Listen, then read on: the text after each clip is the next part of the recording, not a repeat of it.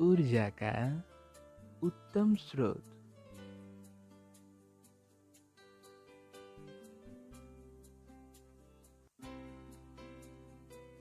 हम अपने दैनिक जीवन में कार्य करने के लिए विभिन्न स्रोतों से ऊर्जा का उपयोग करते हैं। हम ट्रेनों को चलाने के लिए डीजल का उपयोग करते हैं।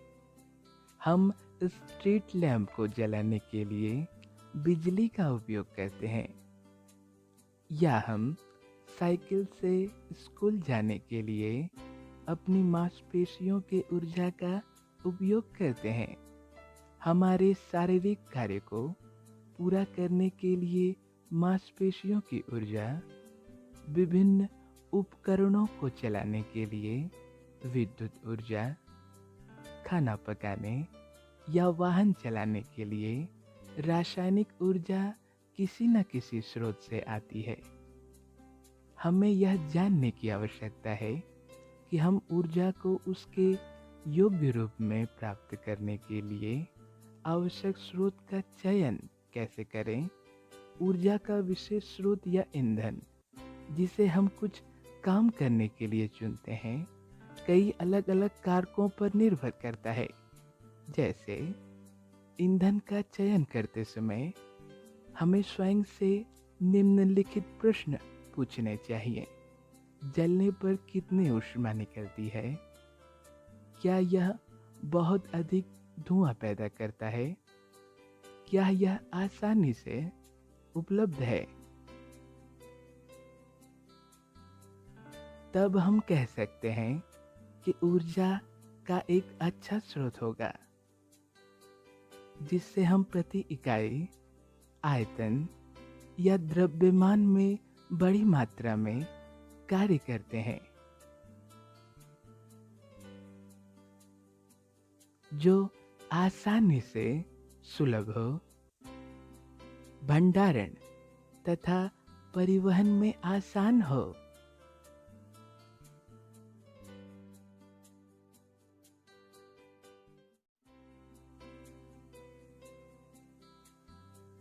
अच्छे ईंधन की विशेषताएं।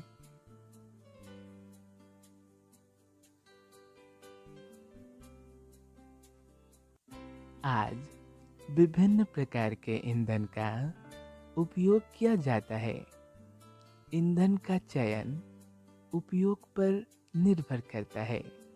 जैसे बालों का तेल आपके रसोई के चूल्हे के लिए उपयुक्त ईंधन नहीं हो सकता है।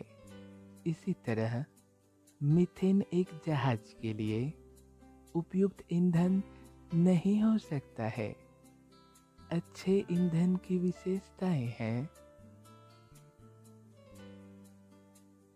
वायुमंडलीय ऑक्सीजन को ऑक्सीकारक के रूप में उपयोग करने में सक्षम होना, भंडारण करने में आसान तथा भंडारण में स्थिरता, उन्हें आसानी से नियंत्रित किया जाना चाहिए, सस्ता तथा परिवहन में आसान, परिवहन मौजूदा बुनियादी ढांचों का उपयोग कर सकना, उत्पादित ऊर्जा की न्यूनतम मात्रा,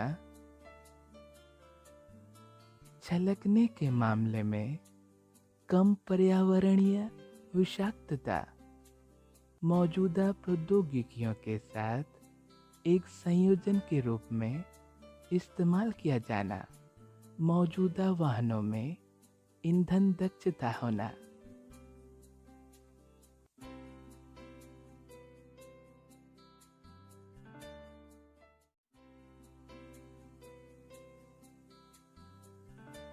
ऊर्जा के स्रोत।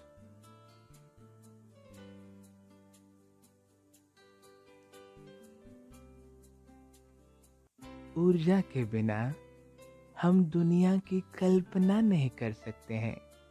ऊर्जा का स्रोत भी महत्वपूर्ण है। आज मानव जाति के लिए ऊर्जा के विभिन्न स्रोत उपलब्ध हैं। व्यापक अर्थ में ऊर्जा के स्रोतों को अनवीकरणीय, तथा नवीकरणीय में वर्गीकृत किया जाता है। लकड़ी, कोयला, तेल, प्राकृतिक गैस कुछ अनवीकरणीय स्रोत हैं क्योंकि वे नवीकरणीय नहीं हो सकते हैं। इन्हें ऊर्जा के पारंपरिक स्रोत के रूप में जाना जाता है। सौर ऊर्जा, पवन से ऊर्जा, जल ऊर्जा,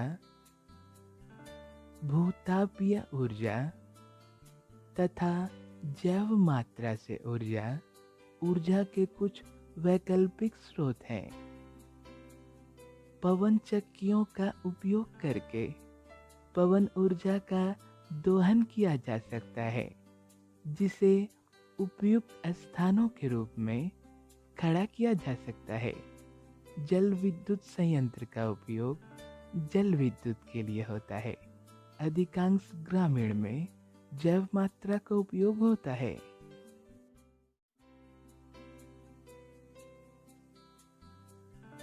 वैकल्पिक अथवा गैर परंपरागत ऊर्जा स्रोत। प्रौद्योगिकी के पूर्ण विकास के साथ ऊर्जा की हमारी मांग दिन प्रतिदिन बढ़ती जा रही है। हमारी जीवन शैली भी बदल गई है। हम अपने अधिक से अधिक कार्यों को करने के लिए मशीनों का उपयोग करते हैं। हमारी मूलभूत आवश्यकताएं भी बढ़ रही हैं क्योंकि औद्योगिकरण ने हमारे जीवन स्तर में सुधार किया है। जैसे जैसे ऊर्जा की हमारी मांग बढ़ती है, हमें ऊर्जा के अधिक से अधिक स्रोतों की तलाश करने की जरूरत है। हमने ऊर्जा के उपलब्धता या ज्ञात स्रोतों का अधिक कुशलता से उपयोग करने की तकनीक विकसित की है और ऊर्जा के नए स्रोतों की तलाश करते हैं। सौर फोटोवोल्टिक सेल एसपीवी के माध्यम से सौर ऊर्जा का उपयोग हमारी बिजली की जरूरतों को पूरा करने के लिए किया जा सकता है। सौर विकिरण सीधे डीसी बिजली में परिवर्तित हो जाता है।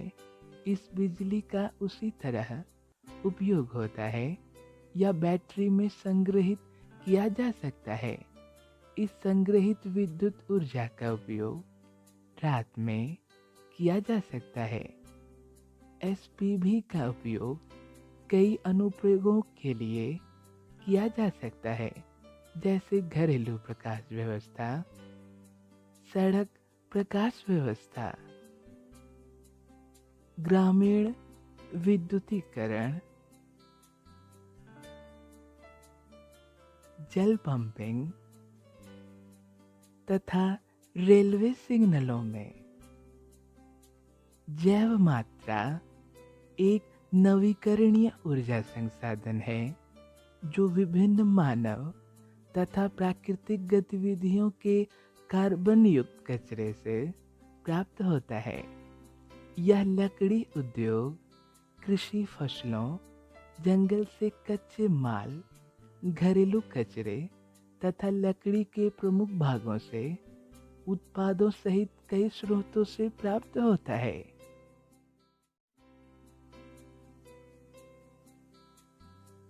गैर परंपरागत स्रोत। सौर पैनल। सौर ऊर्जा प्रकृति में उपलब्ध ऊर्जा का स्रोत है। यह सूर्य द्वारा निरंतर प्रदान किया जाता है। यह ऊर्जा का सबसे महत्वपूर्ण गैर पारंपरिक स्रोत है, इसलिए यह गैर प्रदूषणकारी ऊर्जा में से एक है और ग्रीन हाउस प्रभाव को कम करने में मदद करता है। सौर ऊर्जा की एक सीमा है कि यह केवल सूर्य निकलने के समय तक ही उपलब्ध होता है। सौर ऊर्जा का उपयोग करने की यह सीमा सोलर सेल का उपयोग करके दूर हो जाती है, जो सौर ऊर्जा को बिजली में बदल देती है। एक विशिष्ट सेल 0.5 से 1 वोल्ट का वोल्टेज विकसित करता है और सूर्य के संपर्क में आने पर लगभग 0.7 वाट बिजली उत्पादन करता है। बड़ी संख्या में सोलर सेल पैनल नामक एक व्यवस्था में संयुक्त होते हैं, जो व्यावहारिक उपयोग के लिए पर्याप्त बिजली प्रदान करते हैं। सौर सेलों से जुड़े प्रमुख लाभ यह है कि उनमें कोई गतिमान पुर्जे नहीं होते हैं, कम रखरखाव की आवश्यकता होती है और वे बिना किसी फोकसन उपकरण के काफी संतोषजनक ढंग से कार्य करते हैं। एक अन्य लाभ यह है कि उन्हें दूरस्थ तथा दुर्गम बस्तियों या बहुत कम आबादी वाले क्षेत्रों में स्थापित किया जा सकता है, जहां बिजली संचरण लाइन बिछाना महंगा है तथा यह व्यापारिक रूप से व्यवहारिक नहीं है। उच्च लागत तथा कम दक्षता के बावजूद बहुत से वैज्ञानिक तथा तकनीकी प्रयोगों के लिए सौर सेलों का उपयोग किया जाता है। कृत्रिम उपग्रहों तथा अंतरिक्ष अन्वेषक युक्तियों जैसे मार्स ऑर्बिटरों में सौर सेलों का उपयोग प्रमुख ऊर्जा स्रोत के रूप में किया जाता है। रेडियो अथवा बेतार संचार तंत्रों अथवा सुदूर क्षेत्रों के टीवी रिले केंद्रों में सौर सेल पैनल उपयोग होते हैं। ट्रैफिक सिग्नल, कैलकुलेटर और कई खिलौने में सौर सेल लगे होते हैं। सौर सेल पैनल विशेष रूप से डिजाइन की गई झुकी हुई छत पर लगाए जाते हैं ताकि इस पर अधिक सौर ऊर्जा आपतित हो। हालांकि सौर सेल का घरेलू उपयोग इसकी उच्च लागत के कारण सीमित है।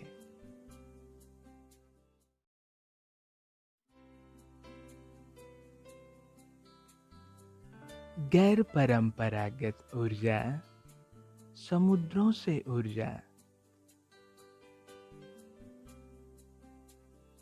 पृथ्वी का लगभग 71% भाग जल से ढका है, अतः हम सभी भली भांति जानते हैं कि जल ऊर्जा का एक प्रमुख स्रोत है। जल न केवल जीवन की मूलभूत आवश्यकता है, बल्कि ऊर्जा का एक बहुत महत्वपूर्ण स्रोत भी है। घूमती हुई पृथ्वी पर चंद्रमा के गुरुत्वाकर्षण के कारण समुद्र में पानी का स्तर चढ़ता है और गिरता है। यदि आप समुद्र के पास रहते हैं तो कोशिश करें तथा देखें कि दिन के दौरान समुद्र का स्तर कैसे बदलता है। इस घटना को उच्च तथा निम्न ज्वार कहा जाता है और समुद्र के स्तर में अंतर हमें ज्वारीय ऊर्जा देता है। ज्वारीय ऊर्जा दोहन सागर के किसी संकीर्ण क्षेत्र पर बांध का निर्माण करके किया जाता है। बांध के द्वार पर स्थापित टरबाइन ज्वारीय ऊर्जा को विद्युत ऊर्जा में बदल देती है। आप अनुमान लगा सकते हैं कि इस प्रकार के निर्मित बांध सीमित हैं। समुद्र तट के निकट विशाल तरंगों की गतिज ऊर्जा को भी विद्युत उत्पन्न करने के लिए ट्रैप किया जाता है। महासागरों के आर पार बहने वाली प्रबल पवन तरंगें उत्पन्न करती हैं। तरंग ऊर्जा का वहीं पर व्यवहारिक उपयोग हो सकता है जहां तरंगें अत्यंत प्रबल हो। तरंग ऊर्जा को ट्रैप करने के लिए कई युक्तियां विकसित की गई हैं ताकि टरबाइन को घुमाकर विद्युत उत्पन्न किया जा सके। भौमिकीय परिवर्तनों के कारण भूपर पट्टी में गहराइयों पर तप्त क्षेत्रों में पिघली चट्टानें ऊपर धकेल दी जाती हैं, जो कुछ स्थानों में एकत्र हो जाती हैं। इन्हें तप्त स्थल कहते हैं। जब भूमिगत जल इन तप्त स्थलों के संपर्क में आता है तो भाप उत्पन्न होती है। कभी कभी इस तप्त जल को पृष्ठ से बाहर निकलने के लिए मार्ग मिल जाता है। इन मार्गों को उष्ण स्रोत कहते हैं। चट्टानों में फंसी भाप पाइप से बाहर होकर टरबाइन को घुमाती है, जिससे विद्युत उत्पादन होता है।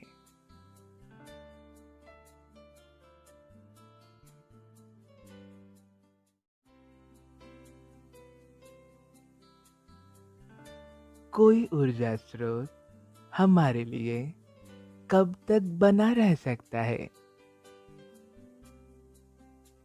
हम अधिक समय तक जीवाश्म ईंधन पर निर्भर नहीं रह सकते। इस प्रकार के स्रोतों को, जो किसी न किसी दिन समाप्त हो जाएंगे, उन्हें अनवीकरणीय स्रोत कहते हैं। इसके विपरीत, यदि हम लकड़ी जलाने हेतु काटे गए वृक्षों को प्रतिस्थापित करके जैव मात्रा का प्रबंधन सही से करें, तो हम किसी निश्चित दर पर ऊर्जा की नियत आपूर्ति सुनिश्चित कर सकते हैं। इस प्रकार के ऊर्जा स्रोत जिनका पुनर्जनन हो सकता है, उन्हें ऊर्जा का नवीकरणीय स्रोत कहते हैं। नवीकरणीय ऊर्जा हमारे प्रकृति में सूर्य, जलाशय, हवा, भूतापीय ऊर्जा के रूप में मौजूद है। हम एक दिन जीवाश्म ईंधन का उपयोग समाप्त कर सकते हैं, लेकिन हमारे नवीकरणीय ऊर्जा स्रोत हमेशा के लिए रहेंगे।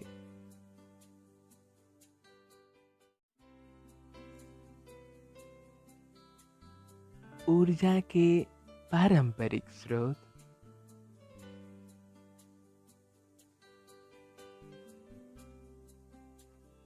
ऊर्जा हमें अंतहीन कार्य करने की अनुमति देता है। हम जो भी सरल या कठिन कार्य करते हैं, उसके लिए ऊर्जा की जरूरत होती है। हम अपने दैनिक जीवन में कार्य करने के लिए विभिन्न स्रोतों से ऊर्जा लेते हैं। हम ट्रेनों को चलाने के लिए डीजल का उपयोग करते हैं। स्ट्रीट लैंप को जलाने के लिए बिजली का उपयोग करते हैं। शारीरिक कार्य करने के लिए मांसपेशियों की ऊर्जा, विभिन्न उपकरणों को चलाने के लिए विद्युतीय ऊर्जा, खाना पकाने या वाहन चलाने के लिए रासायनिक ऊर्जा किसी न किसी स्रोत से आती है। मानव जाति की शुरुआत से लोग ऊर्जा पैदा करने के लिए विभिन्न तरीकों की तलाश कर रहे हैं। प्राचीन काल में ऊष्मीय ऊर्जा का सबसे अधिक सामान्य स्रोत लकड़ी था। ऊर्जा के स्रोत के रूप में कोयले के उपयोग ने औद्योगिक क्रांति को संभव बनाया।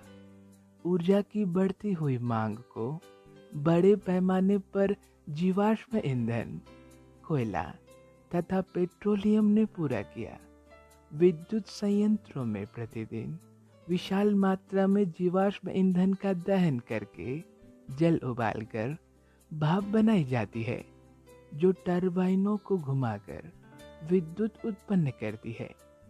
जल विद्युत उत्पन्न हेतु नदियों के बहाव को रोककर बड़े जलाशयों में जल एकत्र करने के लिए ऊंचे बांध बनाए जाते हैं।